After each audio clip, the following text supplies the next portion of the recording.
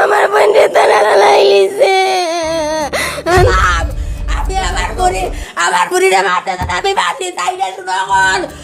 আমি ওখান তা দেশবাসীর কাছে চাই আর যে সত্য আমার ভবানটা যদি হইয়া থাকে 16 দিনের মাথা আজ 16 দিনের মাথা বিয়া হয়েছে বিয়া হওয়ার বাদর দিন নাকি তারা যৌতুক বা পয়সা করে চায় বাজিও করে বুড়ি অন্ধায় খবর দিয়ে তো আইসে আবার আড়াইয়া তাইয়া ও খান্দিয়া রান্দিয়া গেছে দেওলা আবার তারা নির্যাতন করেন বাজিও করেন পয়সা লাগে ও দেওয়ারও গিয়ে বেশি দিও করেন তে তুমি ব্যবস্থা করো আমরা হয়েছি বেটি হবো বিয়া দিলাম আজ যতটা টাকা খরচ করি 7-8 লাখ টাকা খরচ করি বিয়া দিলাম আমরা হই দেখি আমরা তো দিও করিয়া এর বাদে ও দেওয়ারও গিয়ে বেশি দিও করেন এর বাদে তারা ও ইয়া খায় গত 4টার সময় তারা অভিনয় করিয়া সেও গেছে কি মেডিকেল আর দেহরগু বাড়িত এ জ্বালাইয়া ফুলাইয়া মারিয়া হলডে হিগুন হরি গেছেন আর তারা বাড়িতে রয়েছে ও দেহরগু ও এ লইয়া গেছে আমরা ফোন দিয়ে কইছে তুমি দেন ও মেডিকেল থেকে গিয়ে কইছে ফোন দিয়ে যে আমার বাদি দিলে তুমি দেন এটা দিও আইডি কার্ডটা ফাটাও আর কেউরে কইও না ও আইডি কার্ড লইয়া ফটো স্টেট করিয়া ফাটাই দিও দিও মোবাইলে ও আমরা শুনিয়া আমরা গেছি গিয়া দেখি আমার বাতি দিয়ে একবারে সারা জ্বালাই ও দেওয়ার গিয়ে লইয়া আইছে এসির দিয়া জ্বালাইয়া আর হরিয়া আর মারছে আমি ওখান তা দেশবাসীর কাছে চাই আর যে সত্য আমার ভবানটা যদি হইয়া থাকে 16 দিনের মাথায় আর যদি ও খামটা করলো তারা বাড়ি বিলফার খাজানচি ইউনিয়ন এটা তো মনে হলো তারা পরিকল্পিতভাবে হত্যা কাণ্ড হয়েছে একটা তারা যেলা জিনিসটা সাজাইছে তারা জিনিসটা সাজাইয়া নিছে তারা কইছে যে গ্যাস সিলিন্ডার কিন্তু কোনো গ্যাস সিলিন্ডারের কোনো প্রমাণও নাই তারা দেখাইছে যে গ্যাস সিলিন্ডার তো কোনো ব্লাস্ট হওয়ার যে কোনো কিচ্ছু নাই আমরা বাদে তারা উসমানিত নহয়েছে উসমানিতে কি তারা দিচ্ছে যে অ্যাসিড মাইরে একটু আরে জ্বর হয়েছে হত্যাকাণ্ড করা হয়েছে আর কি উসমানিত গেছিলাম আমার ভাই হাবিব তাই আমার কল করছিল কল করার পরে আমি উসমানিত যাওয়ার পরে লইয়া গেছি লইয়া যাওয়ার পরে আমিও তখনও পরিকল্পনা হত্যা তাই এরকম করেছি তারা করছে গ্যাসের সিলিন্ডারে জ্বালা হয়েছে পরবর্তীতে আমরা মানুষ 4-5 গেছি তারা খাদানছি বিলপার গ্রামও যৌতুক নিয়ে যৌতুক নিয়ে এমনকি বিয়ার 2 দিন 1 দিন বাদে তারা আরও বিয়ার পরে যতটুকু মাল দিছে তার চেয়ে আরও বিয়ার পরে আরও 2-3 বার তারা মাল দিছে মাল দেওয়ার পরেও মানে তারা চাহিদা স্যার আমরা ওরা চাহিদা এখন না দেওয়ায় বইনে আত্মসম্মানের বাপের বাড়ি না খাওয়ার পরে এখন যেহেতু হয়েছে না তাইরে অত্যাচার করা হয়েছে অত্যাচার হওয়ার পরে তারা কালকে বিকাল 4টার সময় তারা তাইরে গড় জ্বালাইয়া দরজা লাগাইয়া গড় শরীর অ্যাসিড মারিয়া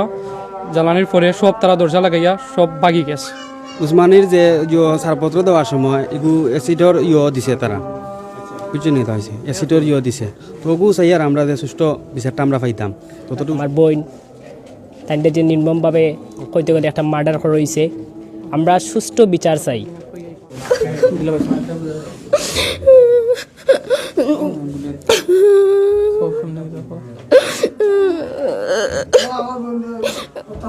আমার বোনরে তারা অত্যাচার করছে আমার বোনরে যৌতুক লাগি তারা প্রেশার দিছে আমার বোনরে তারা চালাইছে একলা ভাইয়া তাই না দেওরে চালাইছে আমার বোনরে বাড়িতে কেউ আসলা না আমার বোন আর আমার তাই না দেওয়ার আসলা আমি বনো মাতিছি তাই কইছেন তাই না দেওয়ার বাজারও কিতাল লাগি গেছে এর মাঝে আজ্জাইও রুশে ফোন কাটিলে আমি মেডিকেল ফোন দিতাম পরে মাতবে না কইয়া আমার বোনের ফোন কাটি লিছে আমার বোনের লাগে মাতবার দিছে না বিয়ার পর থাকি খালি অত্যাচার করে আমার বোনের উপরে আমার বোনরে তারা চালাই লিছে আন্দাজি ফোন দিয়া কয় সিলিন্ডার বাস্ট হয়েছে আমার বোনে আমার ইনো মেডিকেল কইছে আমার সিলিন্ডার বাস্ট হয়েছে না গো বোন আমারে তারা চালাই লিছে গো বোন আমারে চালাই লিছে আমার বোন কিছু মারতে পারেন না মারতেই না আনতে পারেন না আমার বোনরে তারা চালাই লিছে আমার বোন তো বিশ্বনাথের খাজানশির বিলপার গ্রামে বিয়ের 16 দিন না পেরুতেই নববধূকে অ্যাসিড মেরে হত্যার অভিযোগ পাওয়া গেছে। এখন আমরা রয়েছি যেই পুত্রবধূকে হত্যা করছে সেই পুত্রবধূর বাড়ি আলমনগরে। আমি মেডিকেল গিয়া যে সময় মাথায় বাদে আসছে এই সময় আমার ফুড়িয়ে কইছে যে বাবা আমার সিলিন্ডারের কোনো বাস্ট হয়েছে না, সিলিন্ডার দিয়ে আমার জ্বালাই দিয়েছে না, আমার অ্যাসিড মারি গেল। 3 জন মানুষে বেশি ও দেওয়ার আর মানে জামাই আর হরে হাতের মেহেন্দি ফুকায় নাই, এব 15 দিন এব হয় নাই, এব বিয়া দিছি, হঠাৎ করে কি যে হয়ে গেল। মানে আমরা গ্রামের মানুষ একবারে ভেঙে পড়ে, সব একবার আতঙ্কময় হয়ে গেছে। এবার 15 দিনে নাই, কি যে এমন কাহিনী হয়ে গেল, কি যে এমনটা হয়ে গেল। তারা সুস্থ আমরা বিচার চাই, তারা দেন আমি আমার বুড়িরে মারতে আমি বাঁচি চাই না। শুনো এখন তোমার ভাও কানা ধরলাম, আমি বাঁচি যাই, আমি লোকমানর বাঁচি যাই, লোকমানর বাড়ি বাঁচি যাই,